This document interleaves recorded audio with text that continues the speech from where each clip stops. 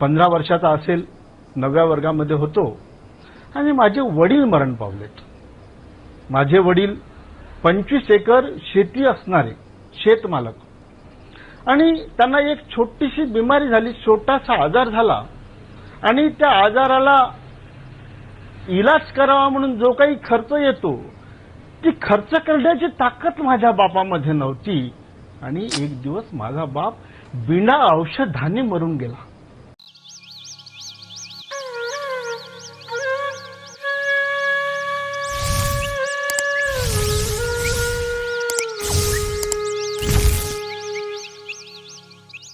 आणि आपल्याबरोबर या सगळ्या गप्पांमध्ये सहभागी होणार आहेत शेतकरी नेते विजय जावंदी आहेत आपल्यासोबत. त्यांच्यासोबतच गंगाधर मुटे शेतकरी संघटनेचे धडाडीचे कार्यकर्ते आहेत. यासोबतच संजय पानसे कृषीविषयक अभ्यासक सुद्धा आपल्या चर्चेत सहभागी होत आहेत. रघुनाथ दादा पाटील असणार आहेत आपल्याबरोबर. कृषी अर्थशास्त्राचे अभ्यासक मिलिंद मुरुगकर हे देखील आपल्याबरोबर असतील. या सगळ्या गप्पांमध्ये आणि या चर्चेमध्ये शरद जोशी यांचं मोठेपण नेमकं काय होतं, लोकांना कळलेलं मोठेपण तर समोर आहेच, मात्र त्यासोबत लोकांना न कळलेलं सुद्धा असं काही मोठेपण होतं की जे सरसकट सर्व कार्यकर्त्यांनाही माहीत नाही, त्यामुळे सर्वसामान्य जनतेला तर माहिती असण्याचं कारणच नाही. त्याकडेही आपण जाणार आहोत. मिलिंद मुरुगकर आहेत आपल्यासोबत. त्यांच्याकडे जाण्याच्या पूर्वी मला गंगाधर मुटे यांच्याकडे जायचं आहे. गंगाधरजी, खरं तर तुम्ही एक सर्वसामान्य शेतकरी, शेताच्या बांधावर काम करणारे, दिवसभर राबून परत आपल्या घरी जाऊन आपल्या घर संसारात रमणारे, तुमच्यासारखे लाखो शेतकरी महाराष्ट्रात आणि देशात आहेत की ज्यांना वर्षोनवर्ष शरद जोशी या नावाची मोहिनी, त्यांच्या विचारांची मोहिनी, त्यांचं गारुड कायमच तुमच्या मनावर राहिलं.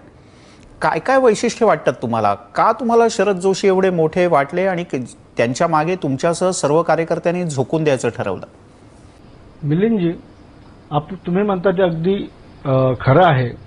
माझं घराणं आणि गेल्या 4-5 पिढ्या जरी बघितल्या तरी कुणीही राजकारणामध्ये नव्हतं. पण मी शेतकरी संघटनेत आलो याला एक कारण आहे. काय झालं, 1982 मध्ये मी माननीय शरद जोशींची पहिली सभा ऐकली आणि त्यांचं पहिलंच भाषण ऐकून मी एवढं प्रभावित झालो की माझी आयुष्याची जगण्याची दिशाच बदलून गेली. त्यामागे पुन्हा एक कारण आहे. मी 15 वर्षाचा असेल, 9व्या वर्गामध्ये होतो आणि माझे वडील मरण पावलेत.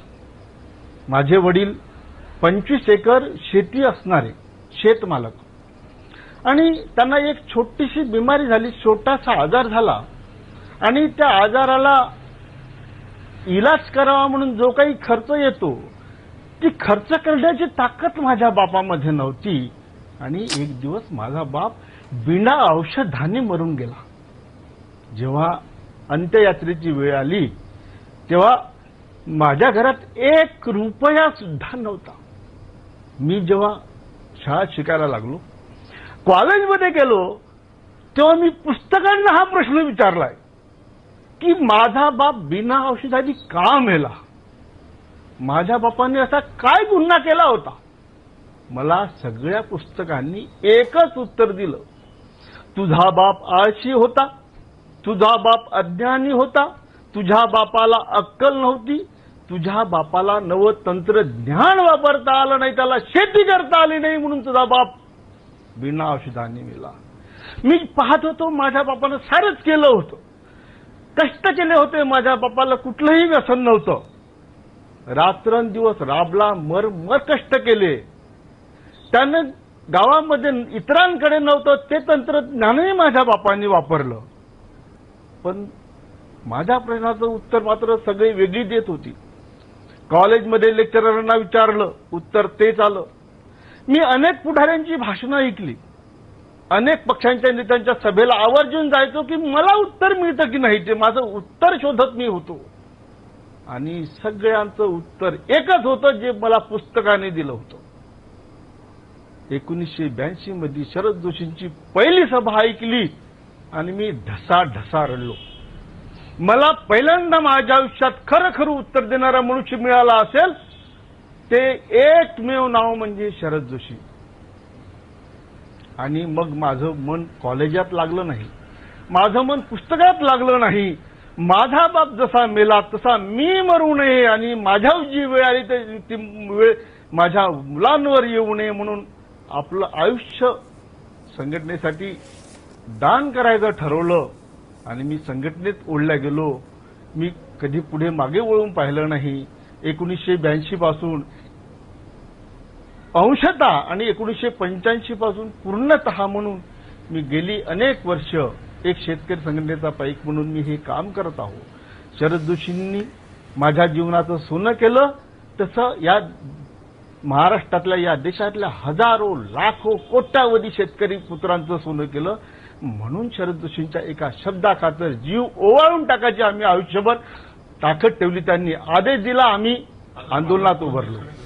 गंगाधरजी, मी तुमच्या भावना समजू शकतो. तुमच्याकडे अनेक उदाहरणं निश्चितपणे असतील. तुम्ही स्वतः त्यांच्याबरोबर खांद्याला खांदा लावून काम केलंय. तुमच्याकडनं या आठवणीही जाणून घ्यायच्या आहेत. शरद जोशी यांच्या आणखीनही काही वैशिष्ट्यांबद्दल आपण जाणून घेणार आहोत. म्हणजे महिलांचं संघटन, शेतकरी संघटनेमध्ये महिलांचं संघटन ही त्यावेळेला खूप मोठी आणि क्रांतिकारी अशा प्रकारचीच गोष्ट होती. मला आठवत आहे गंगाधरजी, तुम्ही त्याच्याबद्दल सविस्तरपणे सांगा की त्याच दरम्यान स्वतः शरद जोशी यांनी अशी हाक दिली की 7/12वर आपल्या धर्मचारिणीचं का नाव नाही, आपल्या पत्नीचं का नाव असू नये. आणि मला असं वाटतं जवळपास 1 ते 1.5 लाख शेतकऱ्यांनी त्याच दरम्यान आपल्या पत्नीचं नाव सुद्धा 7/12वर लावलं होतं. त्याबद्दल काय सांगाल?